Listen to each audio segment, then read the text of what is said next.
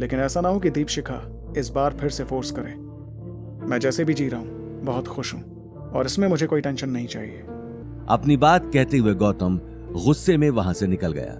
याशी आगे कुछ कह नहीं पाई और एक टक उसे जाते हुए देखने लगी। उसी वक्त एक काला सूट पहना हुआ मोटा आदमी उसके पास आ गया। हेलो मैम, मैं इस होटल का मालिक हूं सिकंदर, और यहाँ आए हर एक गेस्ट का ध्यान रखना मेरा काम है। जी कहिए।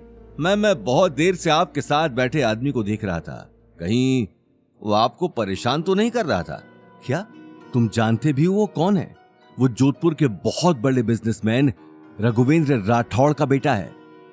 ये बात सुनते ही उस आदमी के पैरों तले जमीन खिसक गई। वो हड़बड़ाकर गौतम को जाते हुए देखने लगा। वो यहाँ एक सीक्रेट लाइफ जी रहा है, इसलिए ये बात किसी को पता नहीं लगनी चाहिए। Yes ma'am. ये कहते हुए सिकंदर अगले ही पल होटल से बाहर चला गया। उसने देखते ही देखते अपने सभी गार्ड्स को इन्फॉर्म कर दिया। वो गौतम से मिलने का मौका गंवाना नहीं चाहता था। वहीं दूसरी तरफ गौतम उम्मीद भवन से बाहर निकलकर ऑटो का वेट कर रहा था, लेकिन तभी उसने आसपास बहुत सारे बॉडीगार्ड्स खड़े देखे। उन्हें देखकर गौतम को किसी न किसी गड़बड़ी का अंदेशा हो चुका था। क्या हो गया? इससे पहले कि गौतम आगे कुछ कहता, सिकंदर भागता हुआ वहां पहुंच गया। सॉरी सर, सॉरी, आपको परेशानी उठानी पड़ी। दरअसल मुझे आपसे मिलना था। मुझे अभी अभी पता चला कि आप रघुवेंद्र राठौड़ के बेटे। हाँ, काम बोलो, मुझे रोका क्यों है? सर सॉरी, मुझे बस आपसे मिलना था, और आप अगर कभी फ्री हो तो प्लीज हमारे होटल में आइए। ये मेरी तरफ से एक छोटा सा गिफ्ट है। ये हमारे होटल का वीआईपी कार्ड है। आप जब भी यहाँ आएंगे आपको सारी फैसिलिटीज फ्री दी जाएंगी। सिकंदर ने ये कहते हुए एक गोल्डन कार्ड आगे कर दिया। Thank you. वैसे हो सकता है कि मैं कल अपने एक गेस्ट को लेकर आऊं, लेकिन make sure before we come everything will be arranged. Sir, आपको फिक्र करने की जरूरत नहीं है। आपके गेस्ट हमारे भी गेस्ट की तरह ही हैं। लेकिन ध्यान रहे, मेरे बारे में किसी को पता नहीं चलना चाहिए। यस सर, आप बेफिक्र रहिए, मैं किसी को कुछ नहीं बताऊंगा। गौतम ने ये सुनते ही सिकंदर के कंधे पर हाथ रख दिया और अगले ही पल ऑटो लेकर वहां से निकल गया। देखते ही देखते रात हो चुकी थी। अवनी भी अपने काम से फ्री होकर घर आ चुकी थी। वहीं गौतम के दिमाग में अब तक याशी की बात चल रही थी। डिनर करने के बाद गौतम अपने काम में लगा हुआ था। ऑफिस के काम की थकान से अवनी की भी आंख जल्दी लग चुकी थी, लेकिन गौतम हॉल में बैठा हुआ एक गहरी सोच में डूबा हुआ था। ये 1 साल तो निकल जाएगा, टाइम का वैसे भी पता नहीं लगता, लेकिन 1 साल बाद मैं अवनी को सच बता पाऊंगा कि नहीं। अगर याशी की बात मैंने मान भी ली तो डैड कभी इस बात पर हाँ नहीं करेंगे। वो मुझे 1 साल बाद यहाँ से बुला ही लेंगे, फिर चाहे मुझे। गौतम ये सोच ही रहा था कि उसी वक्त उसकी आंखों के आगे अंधेरा छा गया। रात रात भर लाइट जलाकर बैठे रहते हो, बिल क्या तुम्हारा बाप भरेगा? मेरी बेटी दिन रात मेहनत करके इस घर का खर्चा चलाती है और ये साहबजादे लाइट जलाकर फिजूल खर्ची कर रहे हैं। महाराज, अब जाकर सो जाइए और प्रजा को भी सोने दीजिए। भूत बनकर रात रात भर मत बैठे रहिए।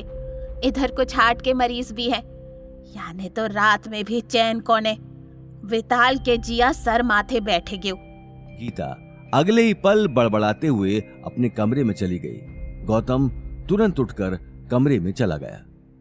सुबह होते ही अवनी ऑफिस जाने के लिए निकल गई और गौतम रिया को लेने के लिए एयरपोर्ट चला गया। ऑटो से एयरपोर्ट पहुंचते ही वो बाहर खड़ा होकर रिया का वेट करने लगा।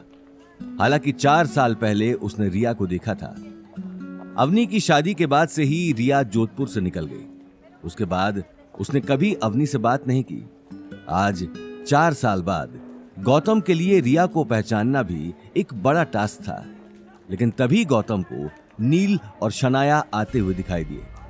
गौतम को देखते ही वो हंसते हुए उसके पास आकर खड़े हो गए। अच्छा, तो हमारे घर जमाई साहब भी यहाँ आए हुए हैं। लेकिन शनाया, ये आदमी रिया को लेकर कैसे जाएगा? ऑटो में? हाँ, तो इसमें बुराई क्या है? लंबी गाड़ी में बैठ जाने से और अच्छे कपड़े पहनने से आदमी के पाप नहीं धुल जाते, मिस्टर नील। ये बात सुनते ही नील की आंखें गुस्से में लाल हो गईं। उसने गुस्से में अपनी शर्ट की आस्तीन ऊपर चढ़ा ली।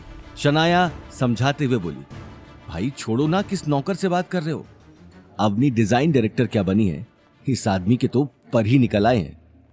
नील कुछ शांत होते हुए बोला, देख मैं यहां कोई सीन नहीं चाहता, अच्छा होगा तू यहां से निकल जाए। दिया हमारी गेस्ट है और गेस्ट के सामने कुछ भी ऐसा वैसा हुआ तो मेरे दोस्त भी साथ आए हैं, मेरी एक आवाज पर तेरे हाथ पैर तोड़ देंगे।